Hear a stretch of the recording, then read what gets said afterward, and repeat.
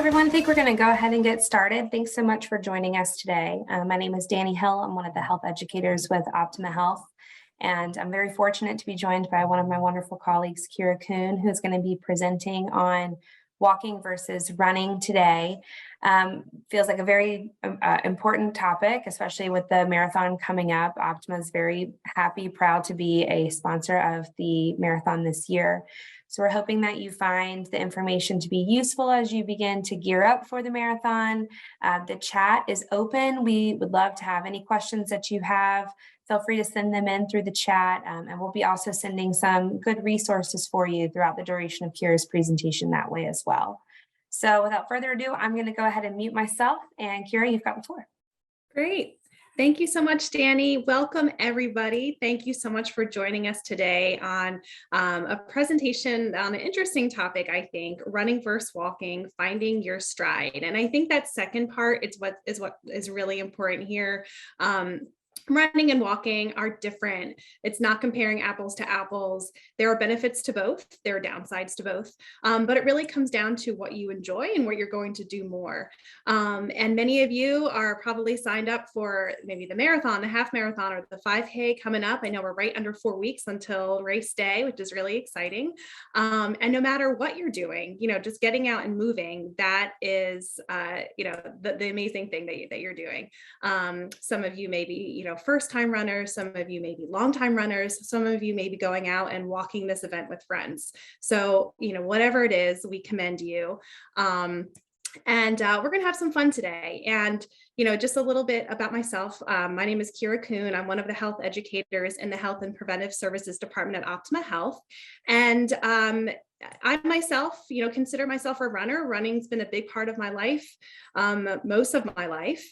But there's been times where I've sort of let running go, and walking's been really what I've craved. So I've, there's times in my life where I maybe have considered myself more of a walker than a runner. So let's have some fun in the chat. I'd love for you to enter in the chat if you consider yourself more of a walker or a runner, and if you're signed up for either the Maritime 5K or the half marathon or the full marathon coming up the first weekend in March, please go ahead and enter that into the chat as well. So let's go ahead and see. We got a walker. Oh, wonderful. We have a volunteer at the marathon who's going to be walking. Great. Walker. Awesome.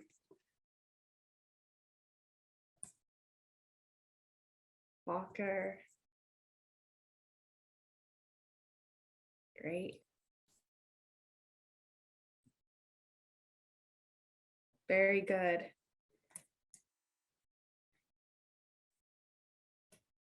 Well, I have to say that I'm a little bit relieved to see that there are so many walkers out there.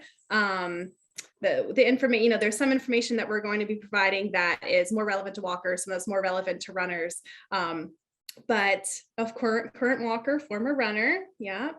But I'm definitely not going to be giving some, training advice necessarily. So we're going to have some fun, and we're going to, be talking about kind of getting started as well. So some tips if you're, considering maybe, going a little bit further and trying a run, or a jog or some sort of event like that in the near future. But great. Thank you so much for participating. And please feel free, as Dani said, to go ahead and enter, chats, thoughts, comments throughout the presentation. And Dani will answer as she's able to, and then we'll address at the end as well.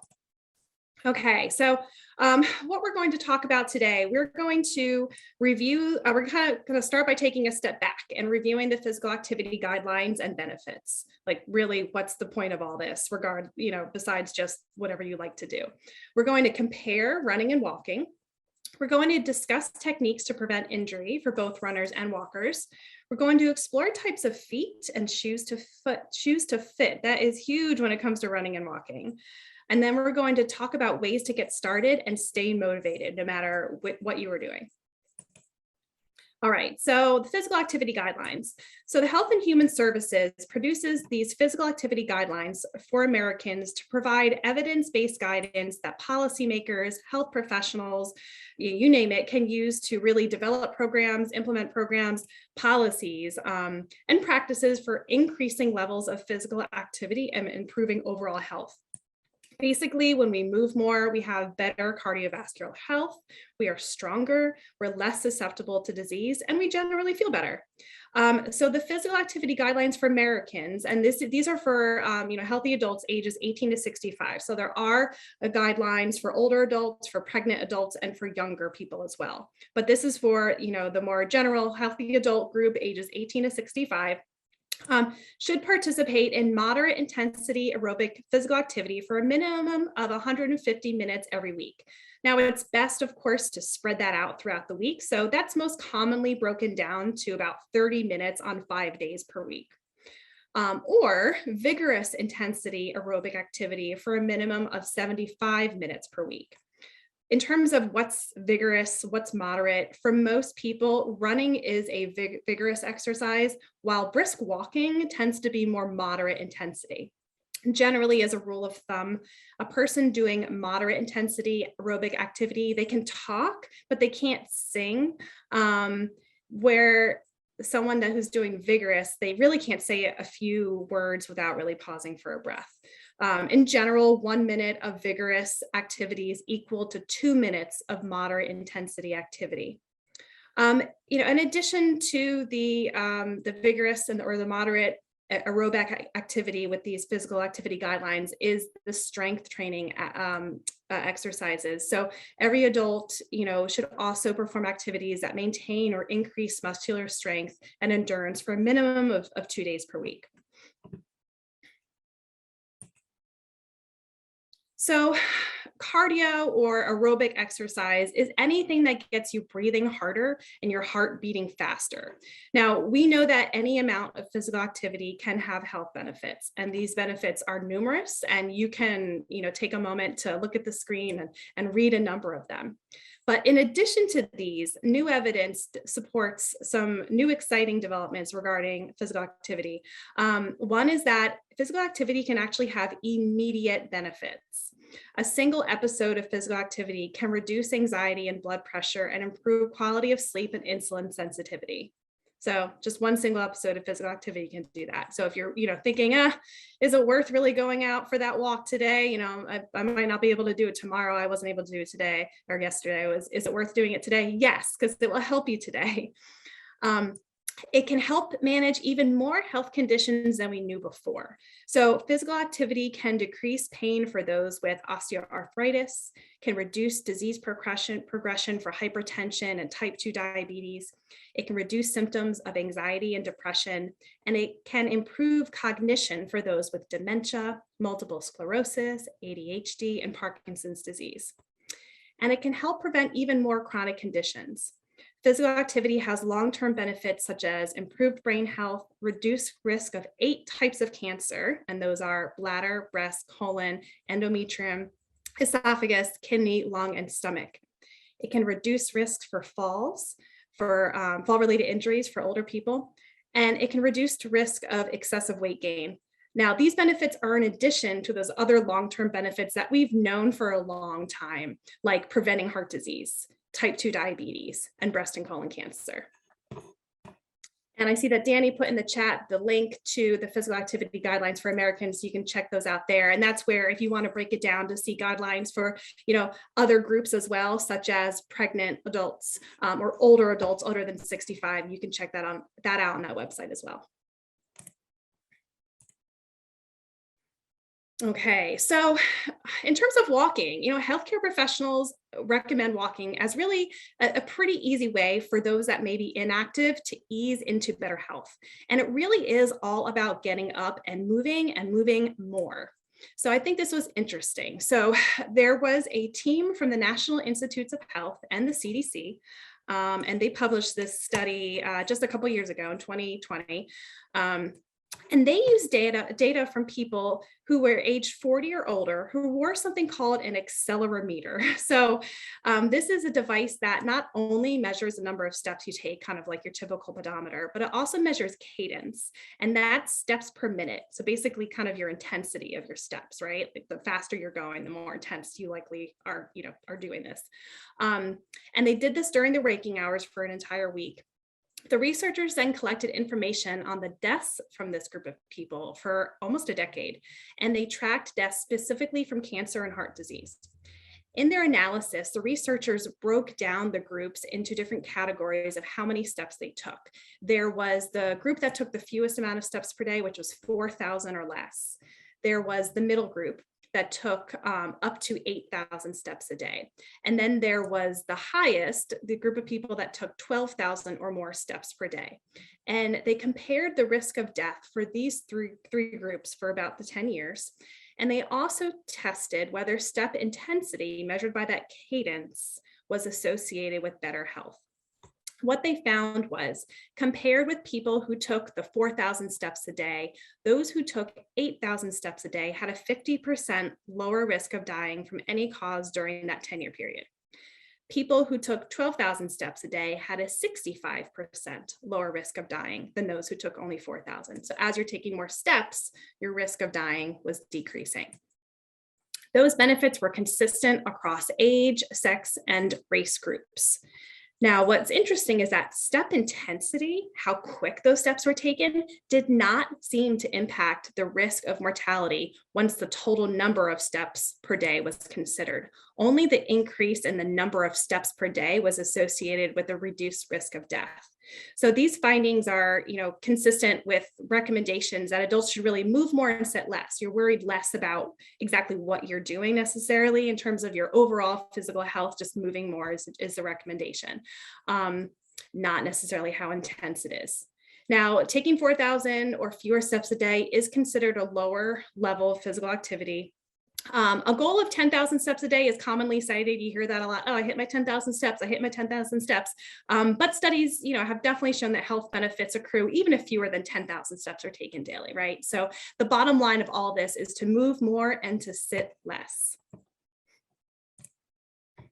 Okay, so let's take a look at some of the major differences between walking and running. So first, the difference in the foot strike. When you walk, your heel strikes first, and you have one foot on the ground at all time. When you run, you're actually in the air during each stride. So there is a part of each stride that both your feet are off the ground. With running, each time you land on the mid or front part of your foot. Your body absorbs the impact of about 3 times your body weight. This is called the ground reaction force, which is defined as the force exerted by the ground on the body in response to the force exerted by the body on the ground. So a little bit of physics, back to your high school physics class there. The greater the ground reaction force, the greater the wear and tear on your body. So looking at this chart here, we see that walking has a ground reaction force of about 1.5 times your body weight, whereas running has a ground reaction force of 3 times your body weight. So more wear and tear when running. Now, running burns more calories than most other types of exercise because it really requires a lot of different muscles to work hard together. High intensity running like sprints, intervals, hill runs, long distance running, they can even continue to burn calories long after a workout due to something called the afterburn effect.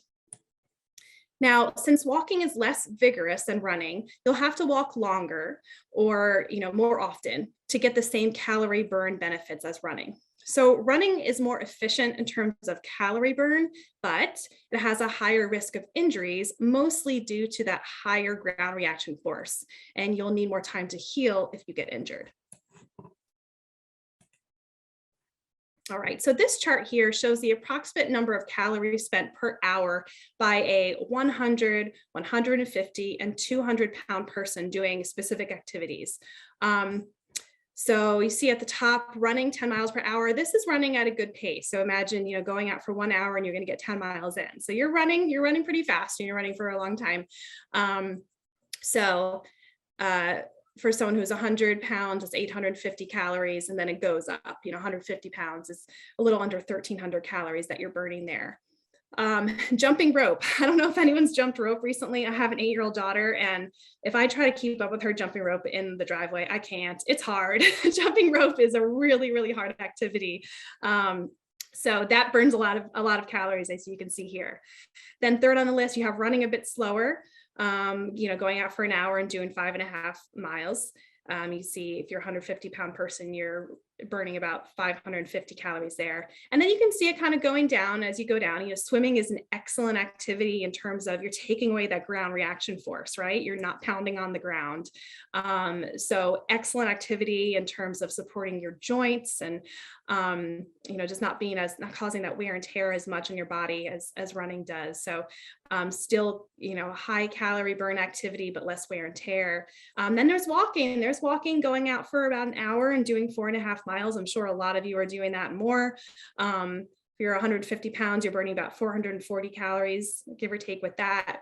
Then you have bicycling, playing tennis, singles. I was a little bit surprised when I saw the singles tennis because, similar to jump roping, it's one of those activities that if you haven't done it in a while and then you start it, you're like, oh, that was a lot. So singles tennis, you're truly running around the court a lot. But I guess with tennis, there is a lot of stop and go. So you're not constantly burning the calories as much. And then slower walking, slower swimming, and slower bike riding. So just thought this was interesting. If you're looking at losing weight, a rule of thumb is you need to burn about 3,500 calories, so 3,500 calories in order to lose 1 pound. Okay, so now we're going to talk about getting more out of your walk. Now, turning your normal walk into a really good fitness stride, it's so important that you take a look at your posture. And it really requires good posture and purposeful movements. So ideally, this is how you're going to look when you're walking. Your head is up.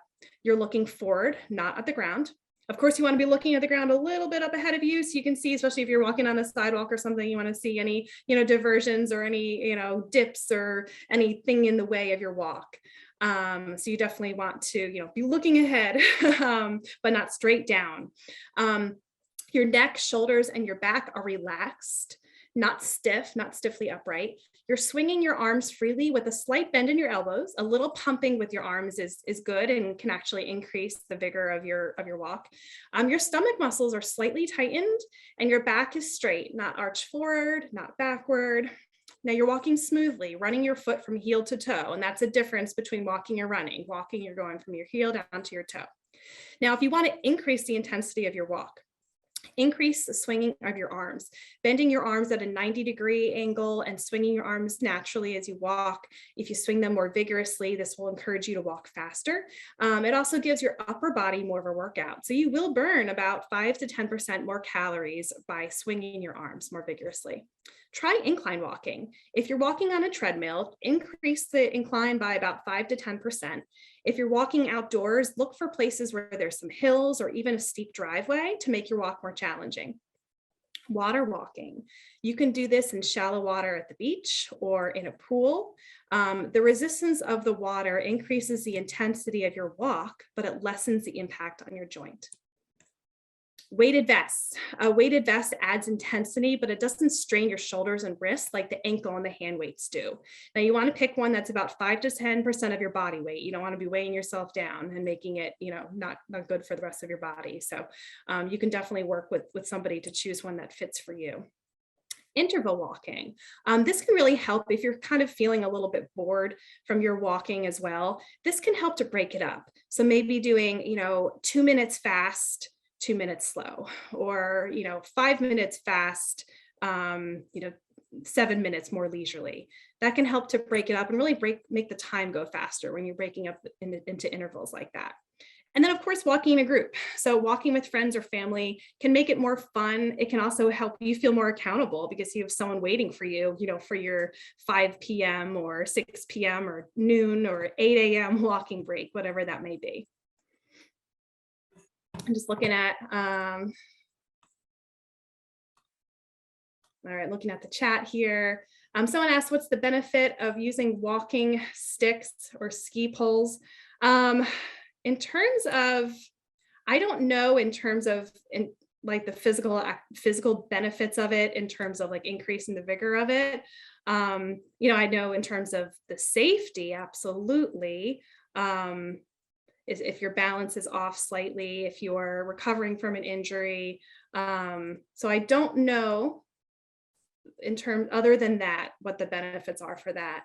And I love, Rebecca, what a good tip. You can get that incline walking by walking in a parking garage. Yes, excellent. Just be safe. Make sure that you're, you know, doing it in the daylight, or if you're doing it at nighttime, that you have lots of reflectors and lights on you. Absolutely. Oh, and Danny put in, thank you, Danny. Danny put in a link on Nordic walking. So that will give more information on LaDonna's question about walking sticks and ski poles.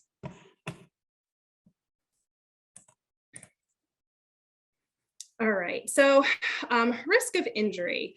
Now, researchers say that runners and those who do more high impact exercise are more likely to get injured than walkers, but it's really hard to say how much higher the risk is. There's been a lot of studies out there that have found that between 20 and 80% of runners get hurt while running. Well, that's a huge range, 20 and 80%. So clearly we don't really know. It's a little bit all over the place. There's a lot of different factors that are involved. Including how long is someone running for, right? The ages and all that. But specific to osteoarthritis, which occurs when the cushion between your bones wears down, that's the cartilage, when that wears down and your joints get swollen and painful, studies have shown that runners actually have a lower risk. You know, because it's more strenuous, you may think that running would increase your risk of osteoarthritis, but a large study of runners and walkers found that the runners actually had a lower risk of hip replacement and osteoarthritis than the walkers. And the researchers say a reason for this may be that on average, runners have a lower BMI, lower body mass index than walkers. So less body weight means less stress on your bones, which would then, you know, decrease the risk of osteoarthritis. So that's a guess out there about that. Now, in terms of running injuries, they're mostly, the majority of them are due to overuse. 80% are considered overuse injuries. So some of the most common ones on the slide are, you know, runner's knee. Runner's knee is really a broad term. It's used to describe the pain you feel if you have, you know, one of many knee problems, quite honestly. It could be from overuse, bending your knee over and over again, or doing a lot of high stress exercises. That can irritate the tissues in and around your kneecap. A direct hit to the knee, like a fall or blow. If your bones aren't lined up, so if you have a little bit of, you know, misalignment or malalignment, if any of the bones from your hips to your ankles are out of correct position, including the kneecap, that can put too much pressure in certain spots. Then your kneecap won't move smoothly through its groove, which can cause pain. So this was my situation, actually. I was born with hip dysplasia, so the ball of my hip was not fully formed. And as I started running probably when I was about 12 years old. And when I really started going more into puberty in my teen years, my knee was really, really bothering me. And it all kind of, you know, came back to kind of how I had slight misalignment from my hip and how that impacted the rest of my legs, my right leg, quite honestly. So, you know, if there's any problems with your feet, then that can change the way that you walk, which can lead to knee pain. Weak or unbalanced thigh muscles. So your quads, the big muscles in the front of your thigh, they help to keep your kneecap in place when you bend or stretch the joint. If they're weak or tight, your kneecap may not stay in the right place. So for my situation with my, you know, slight misalignment, I had an athletic trainer work with me to really help to strengthen my quad muscles, and that helped to keep my knee, or put my knee kind of back in place, and it took away that pain that I was feeling. So it's all connected.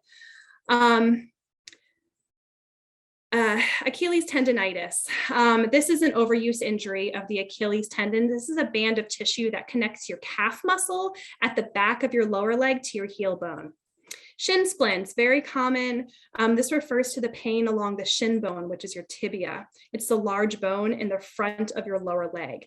Shin splints often occur in athletes who have recently intensified or changed their training routines. Basically, that increased activity overworks the muscles, the tendons, and the bone tissue.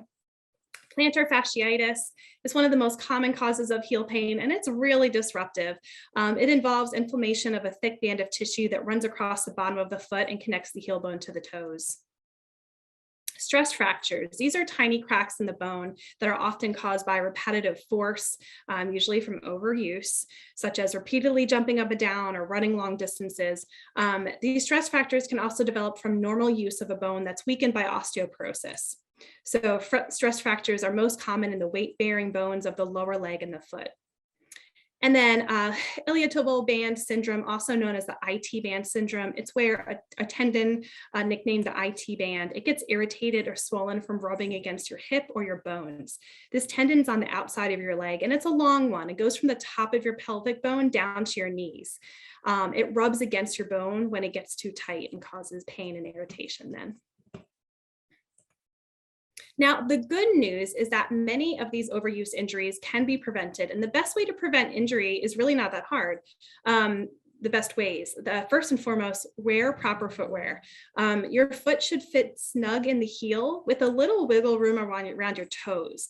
To guarantee the best fit, get fitted at a specialty running store or where they have actual, walking shoes, and wear the normal socks that you typically run or walk in when you go. But it's not enough just to buy the right shoes. You also need to maintain them properly. So the recommendation is to replace your shoes about every 400 to 600 miles. Or if you're kind of a regular runner or you're walking long distances regularly, to change them about once every 6 months. So good, to kind of put on the calendar when it's time to go new shoe shopping. Improving your flexibility. One of the best ways to prevent injury is to keep your body loose and limber. To do this, you want to add flexibility exercises into your routine. Basically, the more flexible your body is, the more range of motion you have, and the less injury prone you become. Yoga is a great way to improve your flexibility. It can enhance your balance and flexibility. It can leave you feeling calmer and more focused. Actually, on our Optima Health My Life, My Plan page, which I'll ask Dani to put a link to, we have updated yoga videos that you can try out for no cost in the comfort of your own home. So definitely, check those out. You don't need to be an Optima Health member to get access to those resources. Incorporate strength training into your routine. So we talked about, how strength training was part of the physical activity guidelines, and there's reasons for that. The stronger your muscles are, the less likely that they'll break down. So strength training can help you increase your muscle tone, your strength, your endurance, and your bone density. So we actually have a really fun interactive online program regarding strength training that I'll also ask Dani if she can throw into the chat.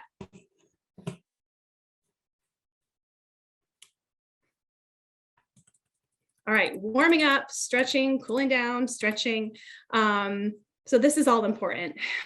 Basically, when you're sitting and you're sitting all day or most of your day, many of our muscles contract or they shorten, and because of the position of how they're seated. But during running and walking, these muscles are stretched. If the shift from sitting to running or brisk walking happens too quickly, there is the risk for injury. But a pre-stretched muscle can handle and resist stress better than an unstretched one. But just stretching a cold muscle isn't really going to help, and it can do some harm. So you will want to warm up a bit and then stretch. So warming up, really allows your muscles to warm up and slowly stretch. So if you're going out for a brisk walk, start walking at a regular pace first and slowly pick up. Cooling down. During exercise, our heart rate rises in order to deliver oxygen to our muscles. But cooling down allows our heart rate to gradually decrease and return to normal. So cooling down may look like, if you were out running, then maybe just do a slow jog to finish. Or if you're doing a brisk walk, just kind of end your walk with with going slower, whether that's on the treadmill or outside. And then after exercise, stretch. This one I have found to be one that I want to skip a lot, especially if you're just trying to get a workout in, before work, after work, before dinner, before kids come home, whatever it may be. But I have found, especially as I've gotten older, if I skip this after exercise stretch, I am sore and paying for it for days, and it's just not worth it. So, especially if you're doing a run or a really brisk walk, your muscles are going to fill up with lactic acid. And lactic acid, it's a chemical that your body naturally produces when your cells break down carbohydrates for energy. Now, stretching can help the blood flow to the muscles to remove the lactic acid, which can improve your recovery. Stretching after run or brisk walk also helps to relax any muscles that may have gotten tight from exertion, and it can help to prevent pain, stiffness, and injury later. Build gradually and your endurance, build your strength and your endurance gradually. Take it slow when you're starting out. If you're training for a 5K for the first time, you're not going to go run that distance on your first day of training. So start with shorter runs and gradually increase your distance over the course of several weeks.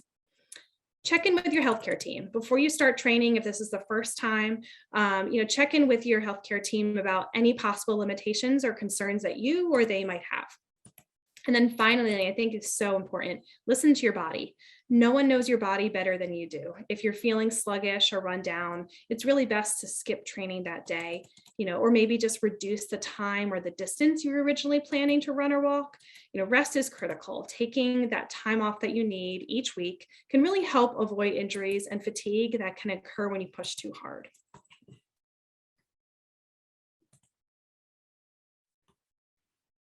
All right, so a little bit of details into our feet. Now, one of the best prevention techniques is investing in a good shoe that is specific to you. You want to pick your running or walking shoe to be right for you and your type of foot. If you choose it poorly, you could unfortunately end up with some of the injuries we talked about in the previous slide, as well as back pain and blisters and more. Wearing the correct shoe is one way that runners and walkers can safeguard themselves from injury and other weird issues. So to find the best shoe for you, you need to know your foot type and what type of shoe best supports your arch and running style. So most of this slide is more about running, because again, the way that you land on your feet for running is different than walking. So we're going to talk about kind of your foot in terms of running, but they're, the arches are your arches no matter what. So definitely, listen up. So when you run, you naturally land on the outside of your foot and rolls inward. This inward pronation is called pronation. It's natural. It's the natural movement of the foot as it rolls inward. This movement, what it does for us, it absorbs this shock by distributing the impact forces that are generated from the ground.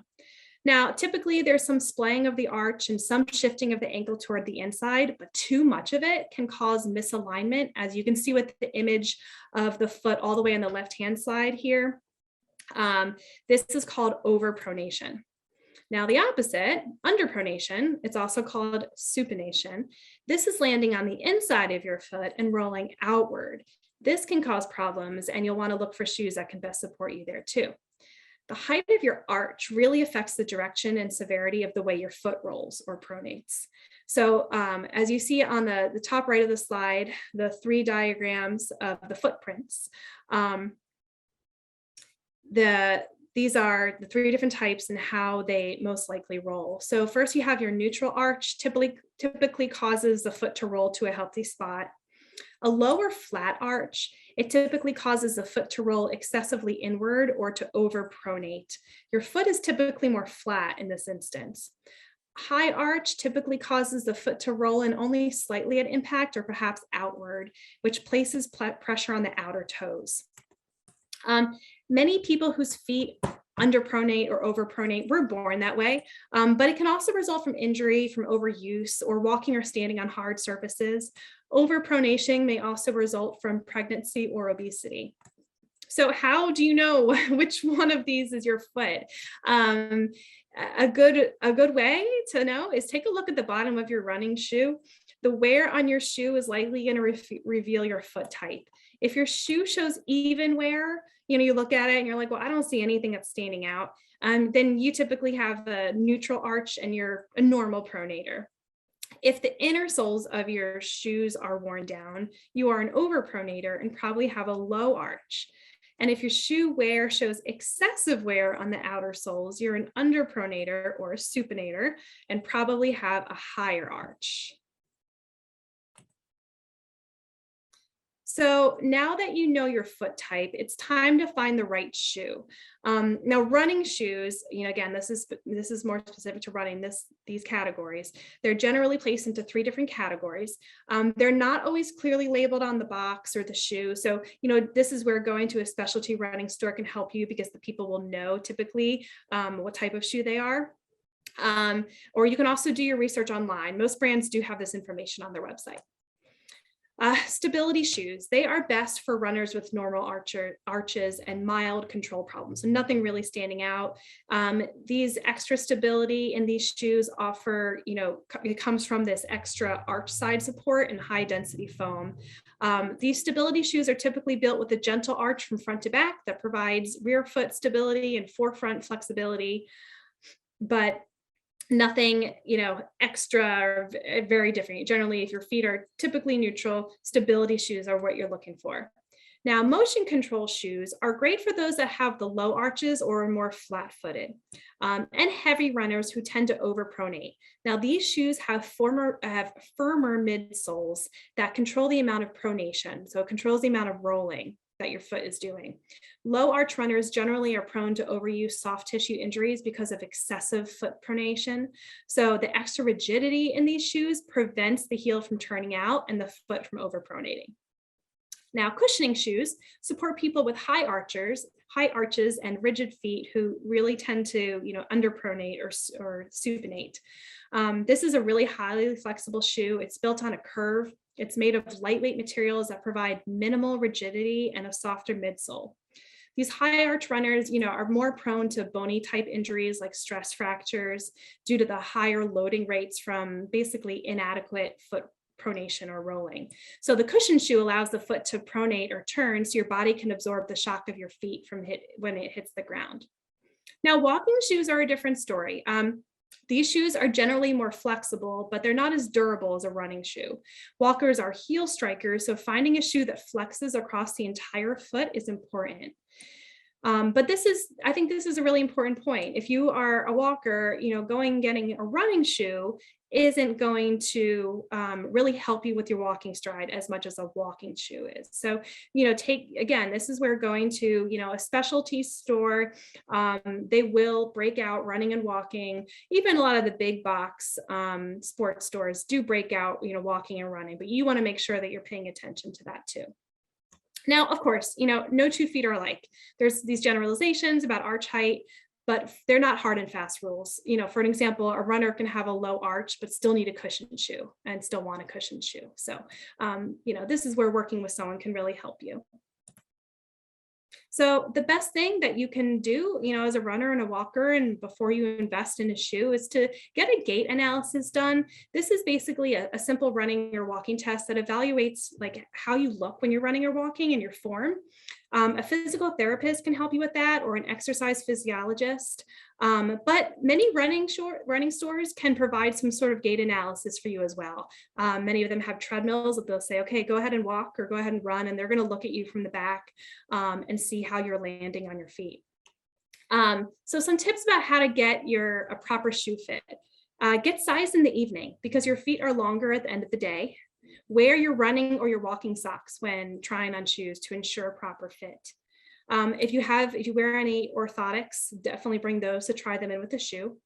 Allow a 1/2 inch between your longest toe and the end of your shoe, and take a test run in the store before purchasing. Making your shoes last. So taking good care of your running and walking shoes is going to help their longevity and decrease your risk of energy. So wear running shoes only for walking, but same goes for walking. Don't wear your fitness walking shoes for your everyday wear. Wearing them to play other sports or just walking around or shopping or whatever it may be can break down the motion control and the cushioning properties that you need for your walk or your run. I'm guilty of this next one. Don't kick off your shoes without untying them. I walk in the door, and what I do, I use my toe and I kind of kick them off, kick off from the heel. This will destroy the heel of the shoe. So I'm trying to get better at not doing that, actually untying my shoes and bending down or lifting my foot up onto the shoe rack and taking them off. Avoid running in wet shoes. So a wet midsole has 40 to 50% less shock absorption capability. So you can help dry out your shoes by, crumbling up some newspaper and sticking newspaper into your shoe. That can help them to dry. Allow your shoes 24 hours to restore their absorption capabilities after walking or running. That midsole really needs time to restore its shape after the wear and tear. So give it some time to do that. All right, so let's say you've got the best intention of getting going with a walking plan, or maybe building up to, a race of some sort, or maybe you're someone who, you just start and stop, but, life gets in the way, right? So let's talk about some tried and true tips that may help you to get started and, stick with your walking or running plan. So first and foremost, set yourself up for success. So this means starting with a simple goal, such as, okay, I'm going to take a 5 or 10-minute walk during my lunch break. And then when your 5 or 10-minute lunch break walk becomes a habit, set a new goal, such as I'm going to walk for 20 minutes after work. Find specific times. Many times people find that mornings work the best because as the day goes on, there's likely to be things that come up that get in the way. I'm guilty of that all the time. I say, I'm going to be able to do it this afternoon. And then what happens? 1,000 things happen. And that didn't get, I don't get to get my run or my walk in. So if you do it in the morning, you're most likely just to get it done. And then whatever, crises or things that happen during the day, it's okay. Your run and your walk is already done. Make walking enjoyable. So if you don't like walking alone, ask a friend or a neighbor to join you. So if you're energized by groups, join a health club or a walking group.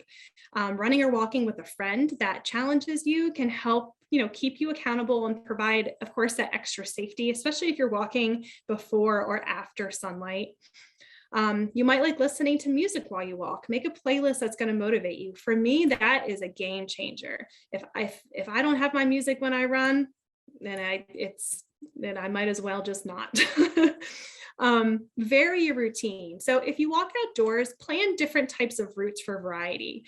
If you often walk in your neighborhood, maybe, there's somewhere new you want to go. Maybe on a weekend you can drive to a park, or maybe on your way home from work, there's a place that you often see that looks really nice that has a walking path, maybe stopping and walking there, one day a week. Try routes with hills or stairs as you become used to walking more. Walk faster for a few minutes and slow down for a few minutes. Like I said, that interval walking can really help. If you're walking alone, do definitely tell somebody which route you're taking. You want to walk in safe, well-lit locations. Sign up for events or races, and hopefully, many of you joining us today are in this situation that you've signed up and you're gearing up for your 5K or your marathon or half marathon. These are really fun to participate in. They give you something on the calendar to work towards. They often go for a good event. And once you participate in one, you'll likely be hooked and you'll want to sign up for some more. Take missed days in stride. If you find yourself skipping your daily walks, don't give up. Remind yourself how good you feel when you include physical activity in your daily routine, and then get back on track. But don't beat yourself up about it. Okay, so going back to what we discussed in the beginning with those physical activity guidelines, we know that any amount of physical activity can have health benefits. But the best one for you is the one that you're actually going to do, stick with, and enjoy. So whether it's running or walking or both, you want to pick what works for you and just keep moving. Okay, so as we finish up today, I want to point out some of the free resources that Optima Health can offer you. Optima Health has a number of wellness programs available through My Life, My Plan, and these are available to Optima Health members, but as well as the general public. So you can find them by visiting optimahealth.com/mylifemyplan. The picture on this website, it really just gives a snippet of what is available on the site. Dani has already put in a link to 2 of the specific resources that we had mentioned, the yoga and the strength training. So you can kind of get a sense of I think the uniqueness of these resources, and definitely just not your typical, reading and, viewing a web page.